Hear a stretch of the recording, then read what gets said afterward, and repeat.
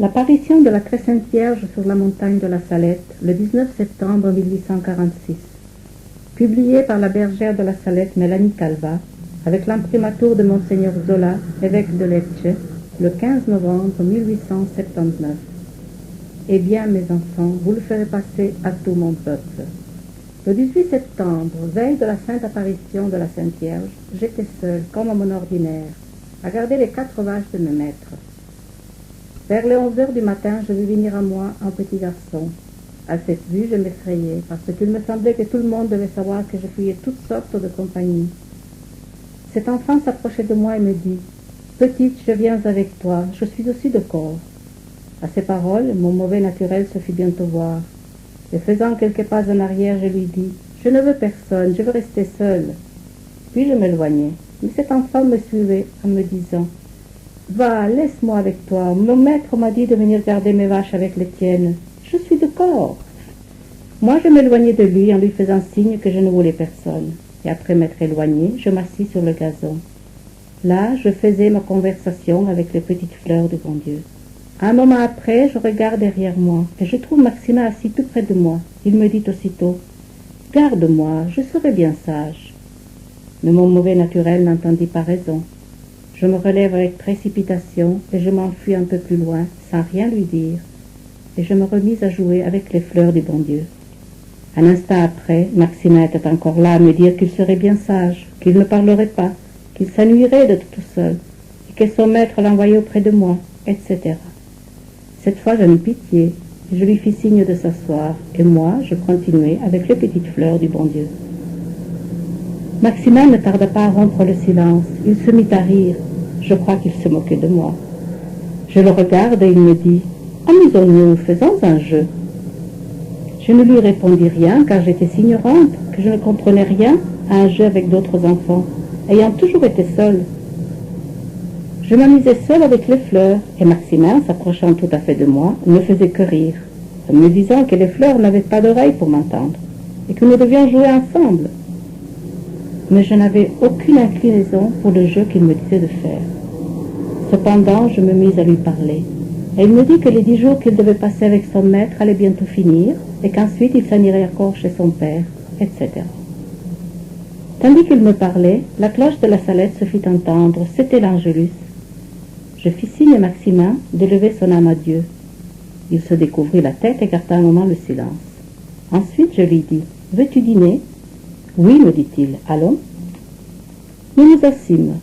Je sortis de mon sac les provisions que m'avaient données mes maîtres, et selon mon habitude, avant d'entamer mon petit pain rond, avec la pointe de mon couteau, je fis une croix sur mon pain, et au milieu un tout petit trou, en disant « Si le diable y est, qu'il en sorte, et si le bon Dieu y est, qu'il y reste. » Et vite, vite, je recouvris le petit trou.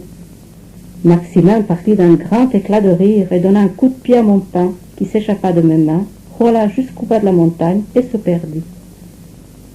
J'avais un autre morceau de pain, nous le mangeâmes ensemble. Ensuite, nous fûmes en jeu. Puis, comprenant que Maximin devait avoir besoin de manger, je lui indiquai un endroit de la montagne couvert de petits fruits. Je l'engageai à aller en manger, ce qu'il fit aussitôt. Il en mangea et en rapporta plein son chapeau. Le soir, nous descendîmes ensemble de la montagne et nous nous promîmes de revenir garder nos vaches ensemble. Le lendemain, 19 septembre, je me retrouve en chemin avec Maximin. Nous gravissons ensemble la montagne. Je trouvais que Maximin était très bon, très simple, que volontiers il parlait de ce dont je voulais parler. Il était aussi très souple, ne tenant pas son sentiment. Il était seulement un peu curieux, car quand je m'éloignais de lui, dès qu'il me voyait arrêter, il accourait vite pour voir ce que je faisais et entendre ce que je disais avec les fleurs du bon Dieu. Et s'il n'arrivait pas à temps, il me demandait ce que j'avais dit. Maximin me dit de lui apprendre un jeu. La matinée était déjà avancée. Je lui dis de ramasser des fleurs pour faire le paradis. Nous nous mîmes tous les deux à l'ouvrage. Nous eûmes bientôt une quantité de fleurs de diverses couleurs. L'Angélus du village se fit entendre, car le ciel était beau, il n'y avait pas de nuages. Après avoir dit au bon Dieu ce que nous savions, je dis à Maximin que nous devions conduire nos vaches sur un petit plateau près du petit ravin, où il y aurait des pierres pour bâtir le paradis. Nous conduisîmes nos vaches au lieu désigné, et ensuite nous prîmes notre petit repas. Puis, nous nous mîmes à porter des pierres et à construire notre petite maison qui constituait un rez-de-chaussée qui, soi-disant, était notre habitation, puis un étage au-dessus qui était, selon nous, le paradis. Cet étage était tout garni de fleurs de différentes couleurs, avec des couronnes suspendues par des tiges de fleurs. Ce paradis était couvert par une seule et large pierre que nous avions recouverte de fleurs. Nous avions aussi suspendu des couronnes tout autour. Le paradis terminé, nous le regardions. Le sommeil nous vint. Nous nous éloignâmes de là à environ 2 pas et nous nous endormîmes sur le gazon. La belle dame s'assied sur notre paradis sans le faire crouler. M'étant réveillé et ne voyant pas nos vaches, j'appelai Maximin et je gravis le petit monticule. De là, ayant vu que nos vaches étaient couchées tranquillement, je redescendais et Maximin montait. Quand tout à coup je vis une belle lumière, plus brillante que le soleil, et à peine je pus dire ces paroles. « Maximin, vois-tu là-bas? Oh mon Dieu !» En même temps, je laisse tomber le bâton que j'avais en main. Je ne sais ce qui se passait en moi de délicieux dans ce moment, mais je me sentais attirée. Je me sentais un grand respect plein d'amour, et mon cœur aurait voulu courir plus vite que moi. Je regardais bien fortement cette lumière qui était immobile, et comme si elle fût ouverte, j'aperçus une autre lumière bien plus brillante et qui était en mouvement, et dans cette lumière une très belle dame assise sur notre paradis, ayant la tête dans ses mains. Cette belle dame s'est levée, elle a croisé médiocrement ses bras nous regardant et nous a dit « Avancez mes enfants, n'ayez pas peur, je suis ici pour vous annoncer une grande nouvelle. » Ces douces et suaves paroles me firent voler jusqu'à elle, et mon cœur aurait voulu se coller à elle pour toujours. Arrivée bien près de la belle dame, devant elle, à sa droite, elle commence le discours, et des larmes commencent aussi à couler de ses beaux yeux. Si mon peuple ne veut pas se soumettre, je suis forcée de laisser aller la main de mon fils. Elle est si lourde et si pesante que je n'ai pu plus la retenir. Depuis le temps que je souffre pour vous autres, si je veux que mon fils ne vous abandonne pas, je suis chargée de le prier sans cesse. Et vous, vous autres, vous n'en faites pas cas. Vous aurez beau prier, beau faire, jamais vous ne pourrez récompenser la peine que j'ai prise pour vous autres. Je vous ai donné 6 jours pour travailler, je me suis réservé le 7e, on ne veut pas me l'accorder. C'est ce qui appesantit tant le bras de mon fils. Ceux qui conduisent les charrettes ne savent pas parler sans y mettre le nom de mon fils au milieu. Ce sont les 2 choses qui appesantissent tant le bras de mon fils. Si la récolte se gâte, ce n'est qu'à cause de vous autres. Je vous l'ai fait voir l'année passée par les pommes de terre. Vous n'en avez pas fait cas. C'est au contraire, quand vous en trouviez de gâtés, vous juriez et vous mettiez le nom de mon fils. Elles vont continuer à se gâter. À la Noël, il n'y en aura plus. Ici, je cherchais à interpréter la parole pomme de terre. Je croyais comprendre que cela signifiait pomme. La belle et bonne dame, devinant ma pensée, reprit ainsi. Vous ne me comprenez pas, mes enfants, je vais vous le dire autrement. La traduction en français est celle-ci. Si la récolte se gâte, ce n'est rien que pour vous autres. Je vous l'ai fait voir l'année passée par les pommes de terre, et vous n'en avez pas fait cas. C'était au contraire, quand vous en trouviez de gâtés, vous juriez et vous mettiez le nom de mon fils. Elles vont continuer à se gâter, et à la Noël, il n'y en aura plus. Si vous avez du blé, il ne faut pas le semer. Tout ce que vous semerez, les bêtes le mangeront. Et ce qui viendra tombera tout en poussière quand vous le battrez. Il viendra une grande famine. Avant que la famine vienne, les petits-enfants au-dessus de 7 ans prendront un tremblement et mourront entre les mains des personnes qui le tiendront. Les autres feront pénitence par la faim.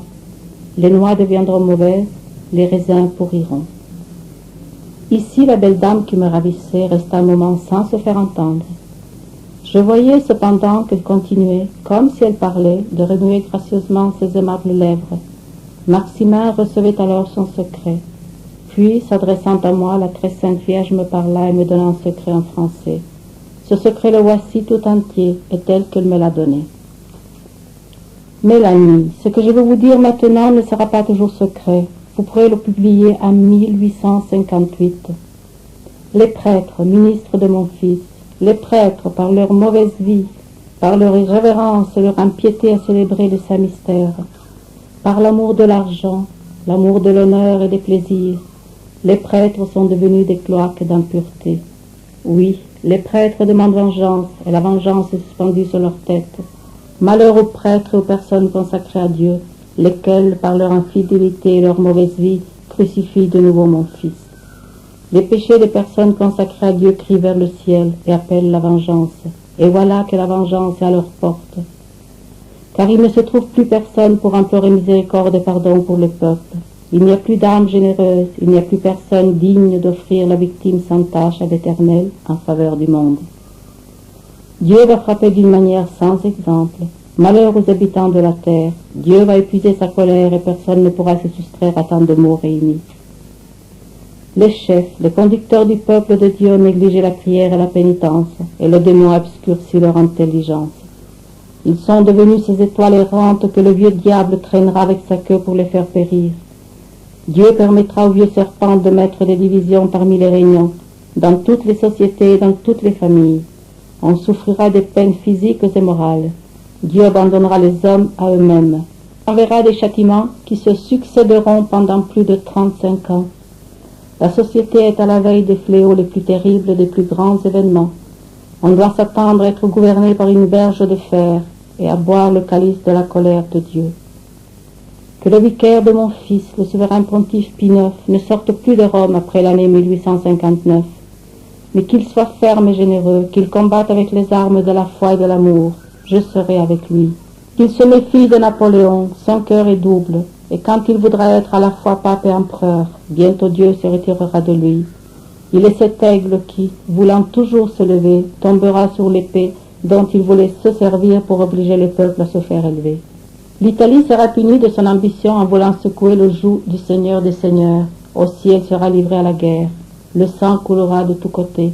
Les églises seront fermées aux profanés. Les prêtres et les religieux seront chassés. On les fera mourir, et mourir d'une mort cruelle. Plusieurs abandonneront la foi, et le nombre de prêtres et de religieux qui se sépareront de la vraie religion sera grand. Parmi ces personnes, il se trouvera même des évêques.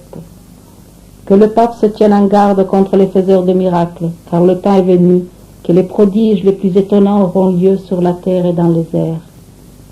En l'année 1864, Lucifer avec un grand nombre de démons seront détachés de l'enfer. Ils aboliront la foi peu à peu, et même dans les personnes consacrées à Dieu. Ils les aveugleront d'une telle manière qu'à moins d'une grâce particulière, ces personnes prendront l'esprit de ces mauvais anges. Plusieurs maisons religieuses perdront entièrement la foi et perdront beaucoup d'âmes. Les mauvais livres abonderont sur la terre, et les esprits de ténèbres répandront partout un relâchement universel pour tous ceux qui regardent le service de Dieu. Ils auront un très grand pouvoir sur la nature. Il y aura des églises pour servir ces esprits. Des personnes seront transportées d'un lieu à un autre par ces esprits mauvais, et même des prêtres, parce qu'ils ne seront pas conduits par le bon esprit de l'Évangile, qui est un esprit d'humilité, de charité et de zèle pour la gloire de Dieu. On fera ressusciter des morts et des justes. C'est-à-dire que ces morts prendront la figure des âmes justes qui avaient vécu sur la terre, afin de mieux séduire les hommes. Ces soi-disant morts ressuscités, qui ne seront autre chose que les démons sous ces figures, prêcheront un autre évangile contraire à celui du vrai Christ Jésus, niant l'existence du ciel, soit encore les âmes des damnés. Toutes ces âmes paraîtront communies à leur corps. Il y aura en tout lieu des prodiges extraordinaires, parce que la vraie foi s'est éteinte et que la fausse lumière éclaire le monde. Malheur aux princes de l'Église qui ne seront occupés quant à ses richesses sur richesses, qu'à sauvegarder leur autorité et à dominer avec orgueil. Le vicaire de mon Fils aura beaucoup à souffrir, parce que pour un temps l'Église sera livrée à de grandes persécutions. Ce sera le temps des ténèbres. L'Église aura une crise affreuse. La sainte foi de Dieu étant oubliée, chaque individu voudra se guider par lui-même et être supérieur à ses semblables. On abolira les pouvoirs civils et ecclésiastiques. Tout ordre et toute justice seront foulés aux pieds. On ne verra qu'homicide, haine, jalousie, mensonge et discorde, sans amour pour la patrie ni pour la famille. Le Saint-Père souffrira beaucoup. Je serai avec lui jusqu'à la fin pour recevoir son sacrifice. Les méchants attendront plusieurs fois sa vie sans pouvoir nuire à ses jours, mais ni lui ni son successeur ne verront le triomphe de l'Église de Dieu. Les gouvernants civils auront tous un même dessein, qui sera d'abolir et de faire disparaître tout principe religieux, pour faire place au matérialisme, à l'athéisme, au spiritisme et à toutes sortes de vices. Dans l'année 1865, on verra l'abomination dans les lieux saints. Dans les couvents, les fleurs de l'église seront putréfiées et le démon se rendra comme le roi des cœurs. Que ceux qui sont à la tête des communautés religieuses se tiennent en garde pour les personnes qu'ils doivent recevoir, parce que le démon usera de toute sa malice pour introduire dans les ordres religieux des personnes adonnées au péché, car le désordre et l'amour des plaisirs charnels seront répandus par toute la terre. La France, l'Italie, l'Espagne et l'Angleterre seront en guerre, le sang coulera dans les rues. Le français se battra avec le français, l'italien avec l'italien. Ensuite, il y aura une guerre générale qui sera épouvantable. Pour un temps, Dieu ne se souviendra plus ni de la France ni de l'Italie, parce que l'évangile de Jésus-Christ n'est plus connu. Les méchants déploieront toute leur malice. On se tuera, on se massacrera mutuellement jusque dans les maisons. Au premier coup de son épée foudroyante, les montagnes et la nature entière trembleront d'épouvante, parce que les désordres et les crimes des hommes percent la voûte des cieux. Paris sera brûlé et Marseille englouti. Plusieurs grandes villes seront ébranlées et englouties par des tremblements de terre. On croira que tout est perdu. On ne verra qu'homicide, on n'entendra que bruit d'armes et que blasphème. Les justes souffriront beaucoup. Leurs prières, leurs pénitences et leurs larmes monteront jusqu'au ciel, et tout le peuple de Dieu demandera pardon et miséricorde, et demandera mon aide et mon intercession. Alors Jésus-Christ, par un acte de sa justice et de sa grande miséricorde pour les justes, commandera à ses anges que tous ses ennemis soient mis à mort. Tout à coup, les persécuteurs de l'Église de Jésus-Christ et tous les hommes adonnés au péché périront, et la terre deviendra comme un désert.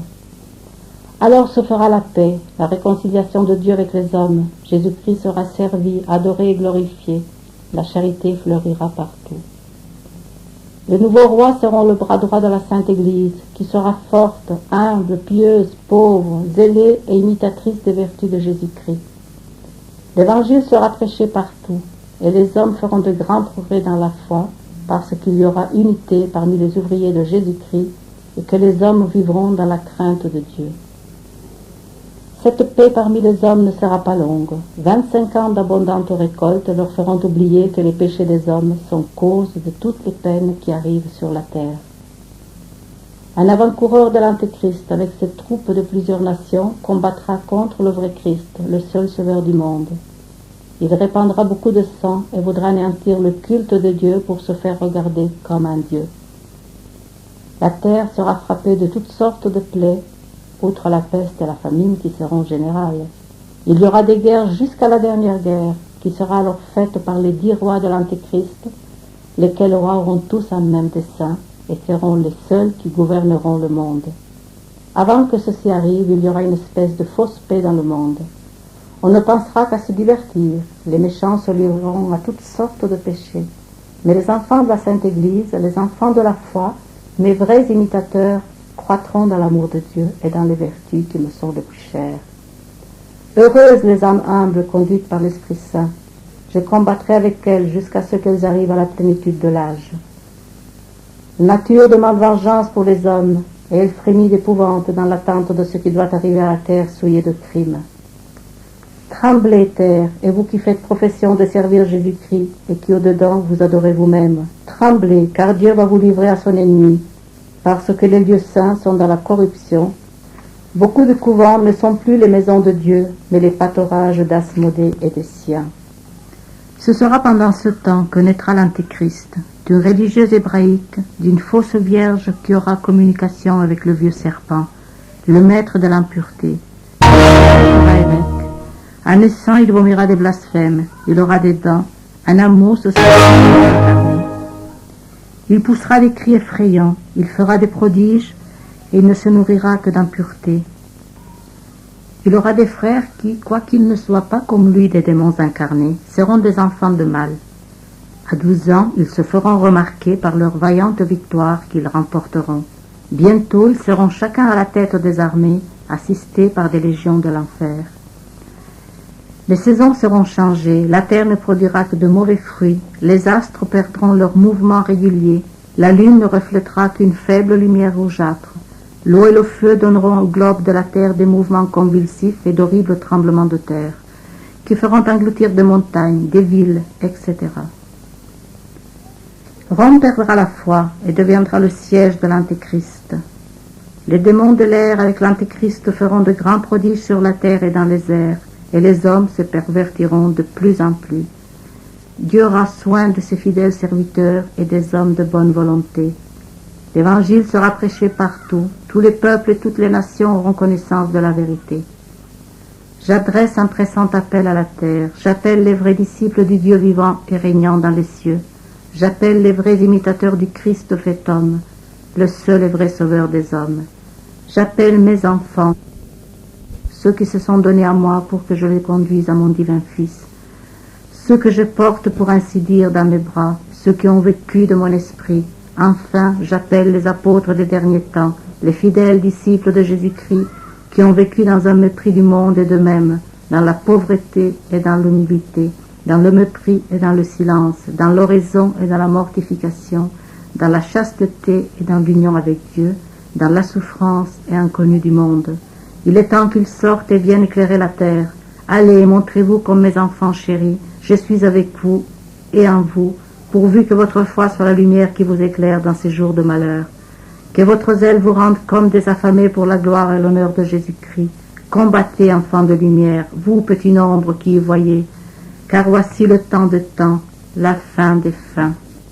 L'Église sera éclipsée, le monde sera dans la consternation. Mais voilà Enoch et Élie remplis de l'Esprit de Dieu. Ils prêcheront avec la force de Dieu, et les hommes de bonne volonté croiront en Dieu, et beaucoup d'âmes seront consolées. Ils feront de grands progrès dans la vertu du Saint-Esprit et condamneront les erreurs diaboliques de l'Antéchrist. Malheur aux habitants de la terre, il y aura des guerres sanglantes et des famines, des pestes et des maladies contagieuses, il y aura des pluies d'une grêle effroyable d'animaux, des tonnerres qui ébranleront des villes, des tremblements de terre qui engloutiront des pays, on entendra des voix dans les airs, les hommes se battront la tête contre les murailles, ils appelleront la mort, et d'un autre côté la mort fera leur supplice. Le sang coulera de tous côtés. Qui pourra vaincre si Dieu ne diminue le temps de l'épreuve? Par le sang, les larmes et les prières des justes, Dieu se laissera fléchir. Enoch et Élie seront mis à mort. Rome païenne disparaîtra. Le feu du ciel tombera et consumera 3 villes. Tout l'univers sera frappé de terreur, et beaucoup se laisseront séduire parce qu'ils n'ont pas adoré le vrai Christ vivant parmi eux. Il est temps, le soleil s'obscurcit et la foi seule vivra. Voici le temps, l'abîme s'ouvre. Voici le roi des rois des ténèbres. Voici la bête avec ses sujets, se disant le sauveur du monde. Il s'élèvera avec orgueil dans les airs pour aller jusqu'au ciel. Il sera étouffé par le souffle de Saint-Michel. Il tombera, et la terre, qui depuis 3 jours sera en de continuelles évolutions, ouvrira son sein plein de feu. Il sera plongé pour jamais avec tous les siens dans les gouffres éternels de l'enfer. Alors l'eau et le feu purifieront la terre et consumeront toutes les œuvres de l'orgueil des hommes, et tout sera renouvelé. Dieu sera servi et glorifié. Ensuite, la Sainte Vierge me donna, aussi en français, la règle d'un nouvel ordre religieux. Après m'avoir donné la règle de ce nouvel ordre religieux, la Sainte Vierge reprit ainsi la suite du discours. S'ils se convertissent, les pierres et les rochers se changeront en blé, et les pommes de terre se trouveront ensemencées par les terres. Faites-vous bien votre prière, mes enfants? Nous répondîmes tous les deux. Oh non, madame, pas beaucoup. Ah, mes enfants, il faut bien la faire, soir et matin. Quand vous ne pourrez mieux faire, dites à Notre Père et à Ave Maria. Et quand vous aurez le temps et que vous pourrez mieux faire, vous en direz davantage. Il ne va que quelques femmes un peu âgées à la messe. Les autres travaillent tout l'été le dimanche. Et l'hiver, quand ils ne savent que faire, ils ne vont à la messe que pour se moquer de la religion. Le carême, ils vont à la boucherie comme des chiens. N'avez-vous pas vu du blé gâté, mes enfants? Tous les deux, nous avons répondu, « Oh non, madame !» La Sainte Vierge, s'adressant à Maxina, « Mais toi, mon enfant, tu dois bien en avoir vu une fois vers le coin, avec ton père. » L'homme de la pièce dit à ton père, « Venez voir comment mon blé se gâte. » Vous y allâtes. Ton père prit 2 ou 3 épis dans sa main, il les frotta, et ils tombèrent en poussière. Puis en vous en retournant, quand vous n'étiez plus qu'à une demi-heure de corps, ton père te donna un morceau de pain en te disant « Tiens mon enfant, mange cette année, car je ne sais qui mangera l'année prochaine si le blé se gâte ainsi. » Maximin répondit « C'est bien vrai, madame, je ne me le rappelais pas. » La très sainte Vierge a terminé son discours en français. « Eh bien, mes enfants, vous le ferez passer à tout mon peuple. » La très belle dame traversa le ruisseau, et à 2 pas du ruisseau, sans se retourner vers nous qui la suivions, parce qu'elle attirait à elle par son éclat, et plus encore par sa bonté qui m'enivrait, qui semblait me faire fondre le cœur, elle nous a dit encore « Eh bien, mes enfants, vous le ferez passer à tout mon peuple. » Puis elle a continué de marcher jusqu'à l'endroit où j'étais montée pour regarder où étaient nos vaches. Ses pieds ne touchaient que le bout de l'herbe sans le faire plier. Arrivée sur la petite hauteur, la belle dame s'arrêta, et vite je me plaçai devant elle, pour bien la regarder, et tâcher de voir quel chemin elle inclinait le plus à prendre. Car c'était fait de moi. J'avais oublié mes vaches et les maîtres chez lesquels j'étais en service. Je m'étais attachée pour toujours et sans condition à madame. Oui, je voulais ne plus jamais la quitter. Je la suivais sans arrière-pensée et dans la disposition de la servir tant que je vivrais. Avec madame, je croyais avoir oublié le paradis. Je n'avais plus que la pensée de bien la servir en tout. Et je croyais que j'aurais pu faire tout ce qu'elle m'aurait dit de faire, car il me semblait qu'elle avait beaucoup de pouvoir. Elle me regardait avec une tendre bonté qui m'attirait à elle. J'aurais voulu, avec les yeux fermés, me lancer dans ses bras. Elle ne m'a pas donné le temps de le faire. Elle s'est élevée insensiblement de terre à une hauteur d'environ 1 mètre et plus. Et restant ainsi suspendue en l'air un tout petit instant, ma belle dame regarda le ciel, puis la terre, à sa droite et à sa gauche. Puis elle me regarda avec des yeux si doux, si aimables et si bons, que je croyais qu'elle m'attirait dans son intérieur. Et il me semblait que mon cœur s'ouvrait au sien. Et tandis que mon cœur se fondait en une douce dilatation, la belle figure de ma bonne dame disparaissait peu à peu. Il me semblait que la lumière en mouvement se multipliait ou bien se condensait autour de la très sainte Vierge, pour m'empêcher de la voir plus longtemps. Ainsi, la lumière prenait la place des parties du corps qui disparaissaient à mes yeux, ou bien il semblait que le corps de madame se changeait en lumière en se fondant. Ainsi, la lumière en forme de globe se levait doucement en direction droite. Je ne puis pas dire si le volume de lumière diminuait à mesure qu'elle se levait, ou bien si c'était l'éloignement qui faisait que je voyais diminuer la lumière à mesure qu'elle se levait. Ce que je sais, c'est que je suis restée là, la tête levée et les yeux fixés sur la lumière, même après que cette lumière, qui allait toujours s'éloignant et diminuant de volume, eut fini par disparaître. Mes yeux se détachèrent enfin du firmament. Je regarde autour de moi et je vois Maximin qui me regardait. Je lui dis « Maman, cela doit être le bon Dieu de mon père, ou la Sainte Vierge, ou quelque grande sainte. » Et Maximin, lançant la main en l'air, il dit « Ah, si je l'avais su !» Le soir du 19 septembre, nous nous retirâmes un peu plus tôt qu'à l'ordinaire. Arrivé chez mes maîtres, je m'occupais à attacher mes vaches et à mettre tout en ordre dans l'écurie. Je ne vais pas terminer, que ma maîtresse vint à moi en pleurant et me dit « Pourquoi, mon enfant, ne venez-vous pas me dire ce qui vous est arrivé sur la montagne ?» Maximin, n'ayant pas trouvé ses maîtres, qui n'étaient pas encore retirés de leurs travaux, était venu chez les miens et avait raconté tout ce qu'il avait vu et entendu. Je lui répondis « Je voulais bien vous le dire, mais je voulais finir mon ouvrage auparavant. » Un moment après, je me rendis dans la maison et ma maîtresse me dit « Racontez ce que vous avez vu. » Le berger de Bruyte, c'était le surnom de Pierre Selme, maître de Maximin, m'a tout raconté. Je commence, et vers la moitié du récit, mes maîtres arrivèrent de leur champ. Ma maîtresse, qui pleurait en entendant les plaintes et les menaces de notre tendre mère, dit « Ah, vous vouliez aller ramasser le blé demain, gardez-vous-en bien. Venez entendre ce qui est arrivé aujourd'hui à cet enfant et au berger de Selme. » Et se tournant vers moi, elle dit « Recommencez tout ce que vous m'avez dit. » Je recommence, et lorsque j'ai terminé, mon maître dit « C'était la Sainte Vierge, ou bien une grande sainte qui est venue de la part du bon Dieu. Mais c'est comme si le bon Dieu était venu lui-même. Il faut faire tout ce que cette sainte a dit. » Comment allez-vous faire pour dire cela à tout son peuple?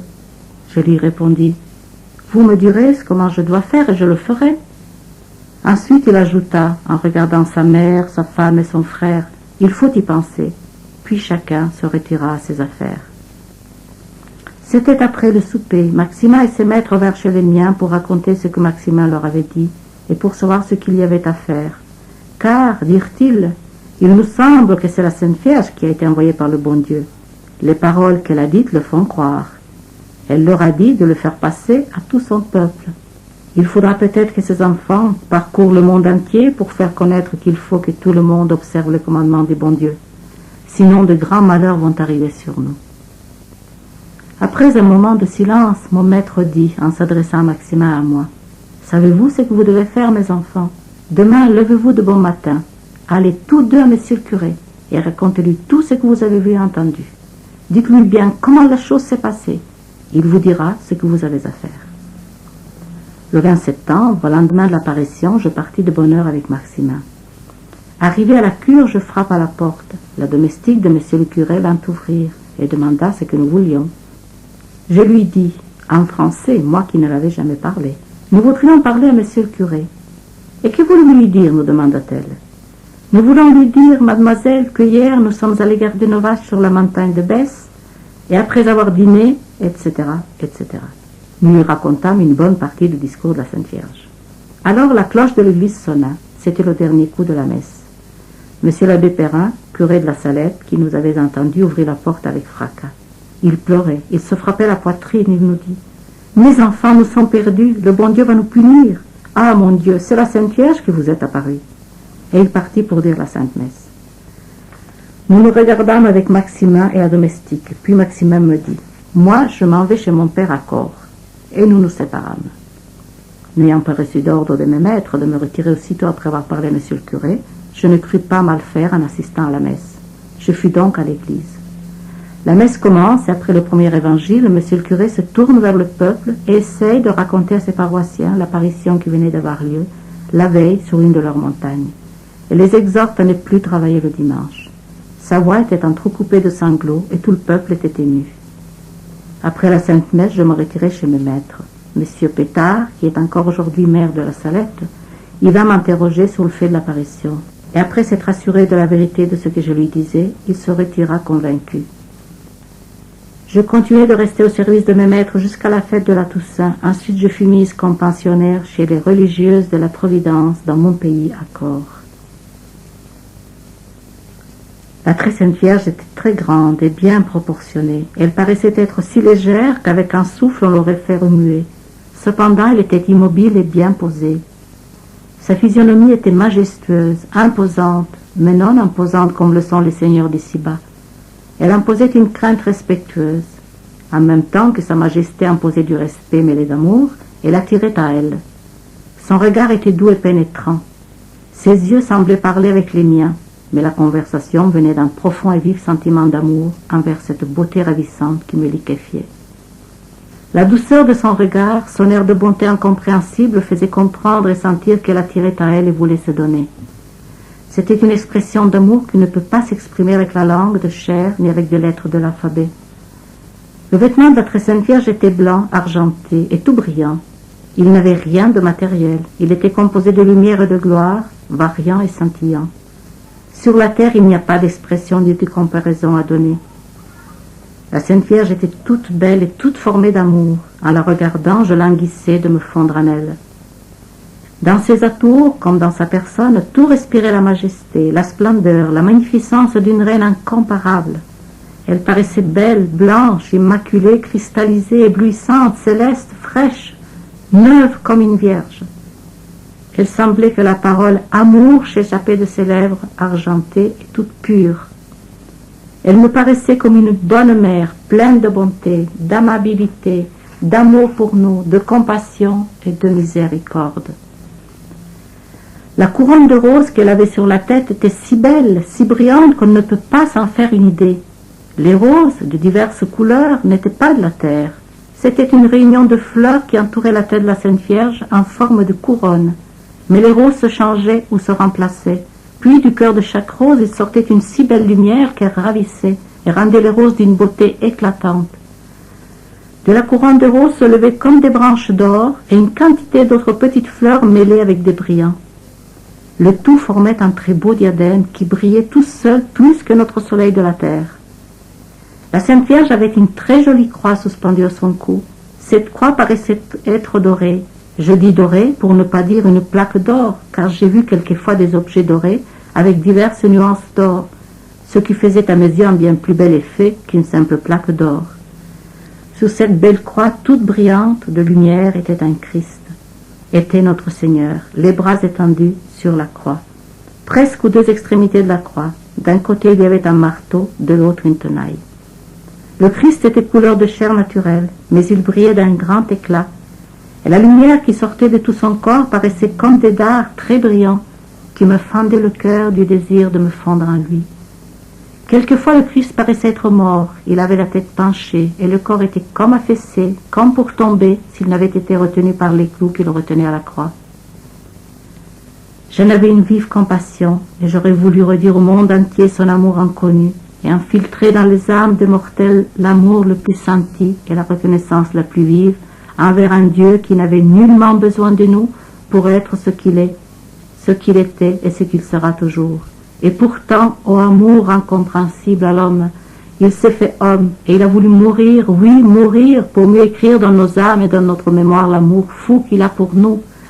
Oh, que je suis malheureuse de me trouver si pauvre en expression pour redire l'amour, oui, l'amour de notre bon Sauveur pour nous.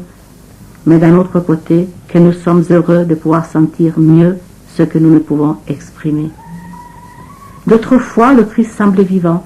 Il avait la tête droite, les yeux ouverts et paraissait être sur la croix par sa propre volonté. Quelquefois aussi il paraissait parler. Il semblait vouloir montrer qu'il était en croix pour nous, par amour pour nous attirer à son amour, qu'il a toujours un amour nouveau pour nous, que son amour du commencement et de l'année 33 est toujours celui d'aujourd'hui et qu'il sera toujours. La Sainte Vierge pleura presque tout le temps qu'elle me parla. Ses larmes coulaient, une à une, lentement, jusque vers ses genoux. Puis, comme des étincelles de lumière, elles disparaissaient. Elles étaient brillantes et pleines d'amour. J'aurais voulu la consoler qu'elle ne pleura plus. Mais il me semblait qu'elle avait besoin de montrer ses larmes pour mieux montrer son amour oublié par les hommes. J'aurais voulu me jeter dans ses bras et lui dire « Ma bonne mère, ne pleurez pas, je veux vous aimer pour tous les hommes de la terre. » Mais il me semblait qu'elle me disait « Il y en a tant qui ne me connaissent pas. » J'étais entre la vie et la mort, en voyant d'un côté tant d'amour, tant de désir d'être aimé, et d'un autre côté tant de froideur, tant d'indifférence. Oh ma mère, mère toute belle et toute aimable, mon amour, cœur de mon cœur. Les larmes de notre tendre mère, loin d'amoindrir son air de majesté, de reine et de maîtresse, semblaient au contraire l'embellir, la rendre plus aimable, plus belle, plus puissante, plus remplie d'amour, plus maternelle, plus ravissante. Et j'aurais mangé ces larmes qui faisaient sauter mon cœur de compassion et d'amour.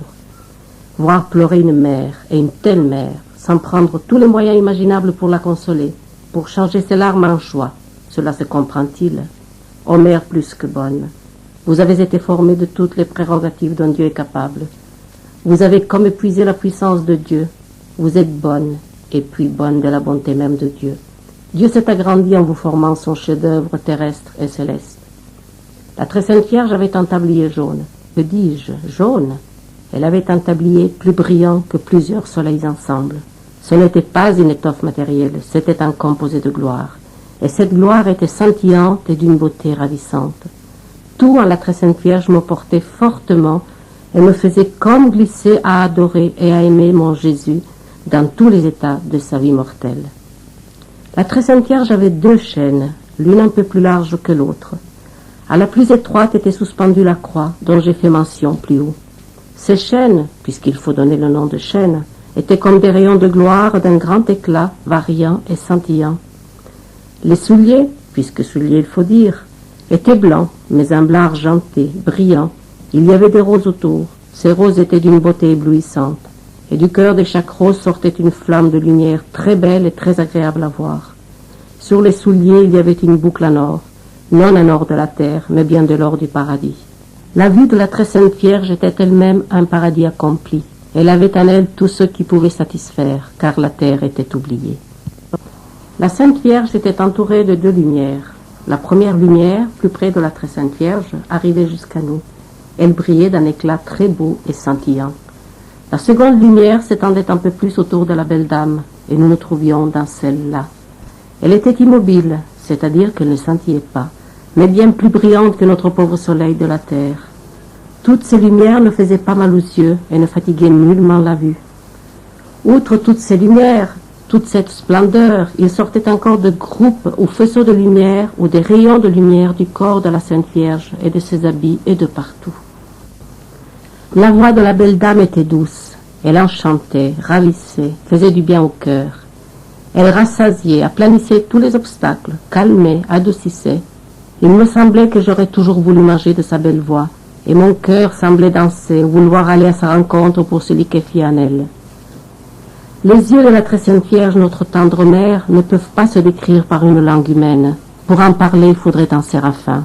Il faudrait plus. Il faudrait le langage de Dieu même, de ce Dieu qui a formé la Vierge Immaculée, chef-d'œuvre de toute sa puissance.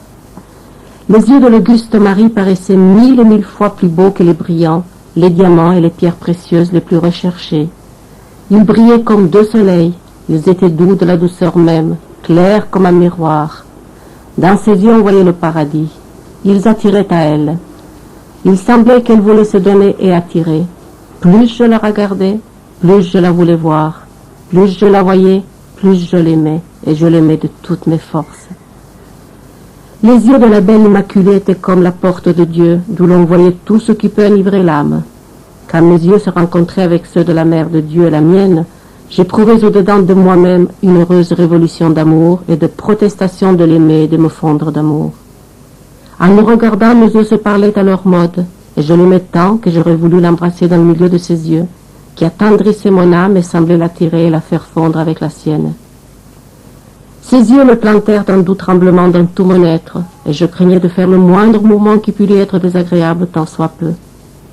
Cette seule vue des yeux de la plus pure des vierges aurait suffi pour être le ciel d'un bienheureux, aurait suffi pour faire entrer une âme dans la plénitude de volonté du Très-Haut parmi tous les événements qui arrivent dans le cours de la vie mortelle. Aurait suffi pour faire à cette âme de continuels actes de louange, de remerciement, de réparation et d'expiation.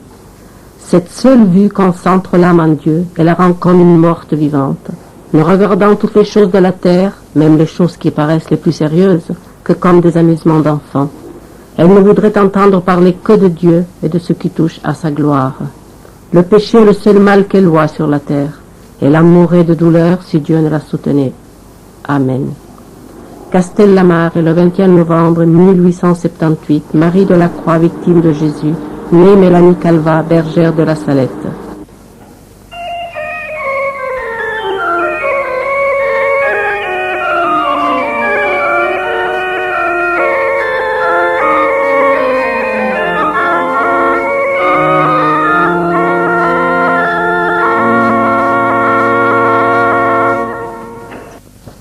Petite biographie de Mélanie Calva, 7 novembre 1831, 15 décembre 1904.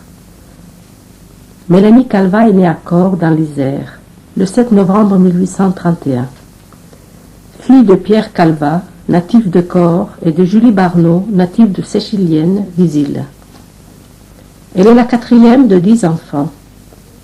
Une fille, 2 garçons avant elle, mais la fille était morte. La famille était pauvre et le papa était obligé d'aller chercher du travail au loin. Il passait parfois des mois entiers au dehors. Sa mère, qui avait pourtant beaucoup désiré avoir une fille, la prit vite en grippe, car chaque fois qu'elle l'amenait avec elle aux fêtes et aux bals du village, la petite fille pleurait et se débattait, si bien que la maman était obligée de la ramener à la maison. Or, elle aimait beaucoup s'amuser. Dès qu'elle sut à peine marcher, un an ou un peu plus, elle la chassa de la maison, et Mélanie s'en allait dans la forêt voisine. Elle nous dit qu'elle tombait souvent en y allant, car elle ne savait pas bien marcher. Elle y passait parfois plusieurs jours, jusqu'à 20 jours une fois, nourrie par un petit enfant qui lui disait être son frère et qui l'appelait « sœur de mon cœur ». La maman la rappelait à la maison seulement quand le papa rentrait de son travail, pour qu'il ne sache pas qu'elle la maltraitait. Dans son livre « L'enfance de Mélanie », écrit en 1900, par obéissance à son confesseur, l'abbé Combe, elle révèle des traits absolument ravissants de son petit frère, qui n'était autre que l'enfant Jésus. Mais pendant plus de 20 ans, Mélanie l'ignora, dans sa simplicité candide. Ô admirable innocence! À l'âge de 5 ans non accompli, elle reçut les stigmates de son petit frère, C'est encore lui qui l'instruisait de la religion et de tout ce qu'elle devait savoir. Plus tard, il lui apprit même l'italien, et même à coudre.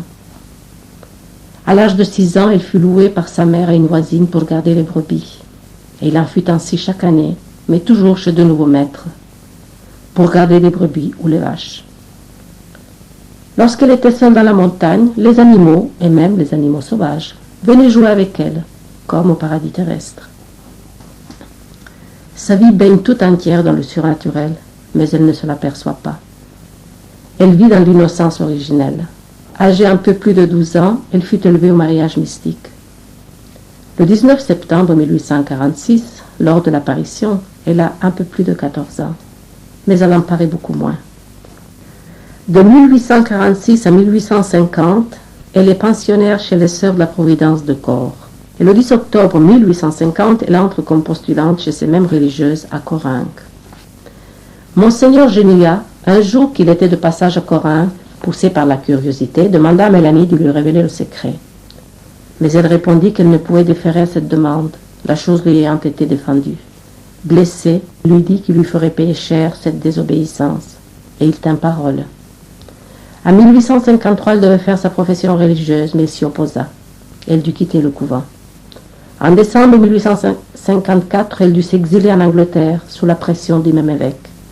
Après bien des péripéties, elle se retrouva à fréquenter le Carmel House près de Darlington, jusqu'au jour où, s'étant évanouie, on l'introduisit à l'intérieur du Carmel pour lui porter secours. Elle y resta. On lui proposa de prendre l'habit, ce qu'elle fit. Ensuite, on la pressa de faire profession, mais elle dit qu'elle ne pouvait pas à cause de la mission qu'elle avait à accomplir dans le monde. Alors on l'y força, mais elle, dans son cœur, n'y consentit pas. Elle continua de faire des démarches pour sortir, mais on lui dit que Monseigneur Geniac ne lui permettait pas de revenir en France, qu'elle était excommuniée dans tout son diocèse. Un prêtre étant venu prêcher une retraite aux religieuses, vit des démons autour de Mélanie. Il leur dit qu'elle était possédée. À partir de ce moment commencèrent pour elle de terribles persécutions. Les sacrements lui furent refusés. On ne lui permettait même pas de faire ses Pâques. On la traitait de possédée et on la séquestra. On lui dit qu'elle serait excommuniée partout où elle irait, etc. Elle dut jeter des lettres par-dessus le mur pour appeler à l'aide et pouvoir sortir du couvent. Fin septembre 1860, elle arrive enfin à Marseille. Elle devient pensionnaire chez des sœurs de Notre-Dame de Compassion. On la chargea de diverses tâches et au bout d'environ 1 an, on l'envoya avec une autre religieuse en Grèce, sur l'île de Céphalonie, s'occuper d'un orphelinat italien. Au départ de Marseille, elle ne savait pas l'italien. À son arrivée en Grèce, le lendemain, elle parlait l'italien. Le seul prêtre catholique de l'île était un ex-condamné à mort des États pontificaux que le pape Pie IX avait gracié en commuant sa peine en exil. Il n'était pas exemplaire, loin de là. La pauvre Mélanie passa 2 années, pas toujours faciles.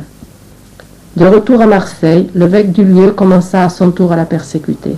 Elle comprit que tout l'épiscopat français avait jeté l'interdit contre elle et contre le secret. Elle n'avait donc plus rien à faire en France. Il ne lui restait plus qu'à s'expatrier à nouveau. Heureusement, la divine providence veillait sur sa fidèle servante. Elle lui avait fait rencontrer Monseigneur Pétagne, évêque très pieux et très bon, un évêque italien en exil qui lui était très dévoué. Dès que, en 1867, la situation politique lui permit de retourner dans son évêché, à Castellammare di Stabia, près de Naples, il lui proposa de venir s'installer en Italie, ce qu'elle accepta avec reconnaissance. Elle communiqua sa décision à son évêque, qui, ravi de se débarrasser d'elle, la délia de tous ses engagements religieux et lui témoigna sa haute protection, la faisant même accompagner jusqu'à Castellammare. Elle y demeura 18 ans sous la direction spirituelle du Saint-Évêque. À Monseigneur Pétagne succéda Monseigneur Zola. Monseigneur Zola, transféré de Castellammare à Lecce, la conduisit avec lui et l'installa à Galatina, où il y demeura 5 ans inconnu. Entre-temps, le pape Léon XIII l'avait appelé à Rome pour la connaître et lui faire écrire les visions et les constitutions données par la Sainte Vierge. Logée chez le elle y resta plusieurs mois. Elle passa ensuite 1 année à Messine pour aider le chanoine Annibale di Francia et à fonder sa communauté religieuse, les Filles du Divin Zèle, communauté qu'elle aima aussitôt. Elle voulut même porter jusqu'à la mort leur emblème sur sa poitrine. Ensuite, son divin époux l'appelant ailleurs, elle se rendit à Moncalieri, et de là en France, à Amiens, et une troisième fois à Marseille et à Saint-Bernabé lorsqu'elle revint en France pour soigner sa vieille mère. Aussi à Corps, à Cannes ou Canet. En 1899, l'abbé Combe l'invite à venir s'établir en France, sous le nom de Madame Barneau.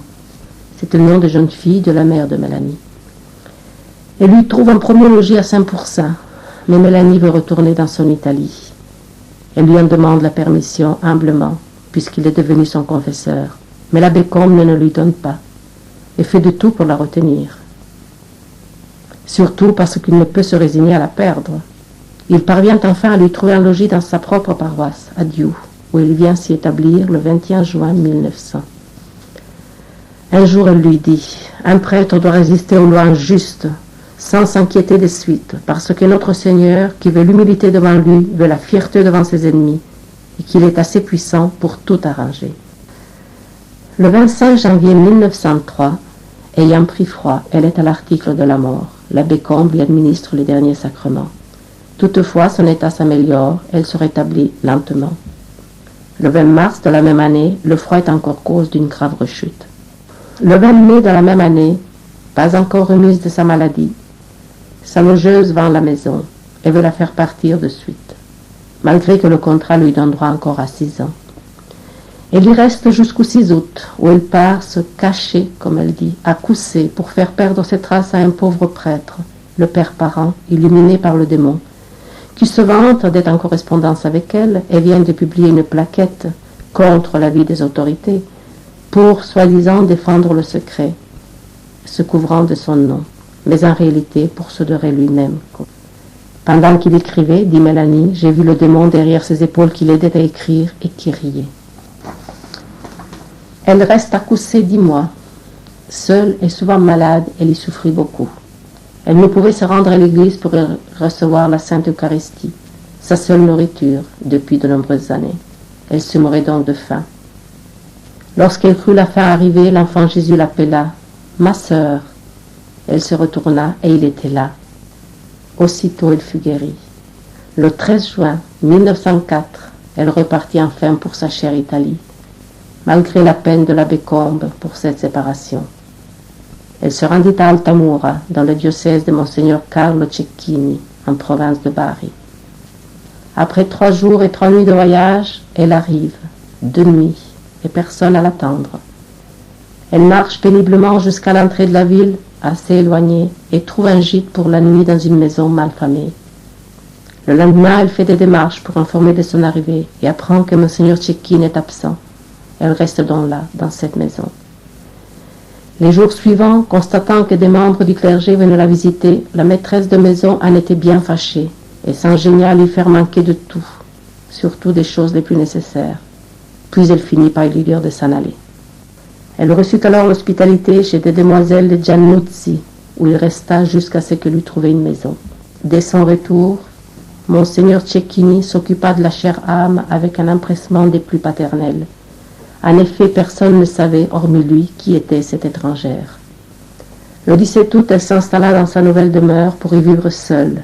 Et c'est là, seule et inconnue de tous, qu'elle devait mourir, comme elle l'avait prédit à plusieurs reprises, lorsqu'on lui disait qu'elle devrait rester en France. Elle y est décédée dans la nuit du 14 au 15 décembre 1904, à l'âge de 73 ans. Son corps repose dans le couvent des filles du Divin Zèle à Altamura. Voici quelques faits tirés du journal de l'abbé Combe, se rapportant à la mort de Mélanie et au secret. Le 27 décembre 1904, le curé d'Argueuvre lui rendit visite et lui raconta un songe étonnant. Plus tard, il lui avoua que c'était une véritable vision. Qu'il eut à 2 reprises, la nuit où mourut la chère petite sainte. À tous deux, il avait dit qu'elle mourrait en Italie, et le curé d'Argueuvre lui avait répondu « Ma chère enfant, vous me préviendrez de votre mort, car je ne voudrais pas que mes lettres paternelles tombassent entre les mains de la police italienne. Et puis, vous aurez besoin de prières. Croyez-vous, cher enfant, que je vais vous laisser griller en purgatoire? Si vous me prévenez, je vous promets 100 messes. » Elle avait donc promis, sous condition que la Madone le voulût. Or, le 14 après minuit, il vit en songe la Sainte Vierge, adolescente de 14 ans environ, et d'une beauté ravissante, se penchant avec amour vers une femme qui lui tendait les bras. Des doigts de la Sainte Vierge s'échappaient 10 rayons. En face d'elle, directement au-dessus de la tête de la femme, était un magnifique diadème, fermé en haut comme une couronne royale. Une lumière surnaturelle partait de la tête de cette dame et montait dans le ciel. Mais il lui fut impossible de regarder quelle était cette femme, tant la beauté de la Sainte Vierge le charmait. Il voyait seulement qu'elle était vêtue d'un caraco, dont le liseré était en velours, comme celui de Mélanie, mais il ne pensait pas à elle. Vers 4 ou 5 heures du matin, il eut de nouveau le même songe, mais la couronne était descendue et touchait presque le front de l'élu. La Vierge et l'élu se tendaient les mains. Tout à coup, les mains se joignirent. Il s'éveilla en pleurant, se demandant ce que cela signifiait. Ce n'est que lorsqu'il reçut la nouvelle de la mort de Mélanie, 4 ou 5 jours après, qu'il comprit que la Sainte Vierge avait permis à la bienheureuse privilégiée de tenir sa promesse. Ou encore ce petit fait qui montre la délicatesse de cette grande sainte envers ses fidèles amis.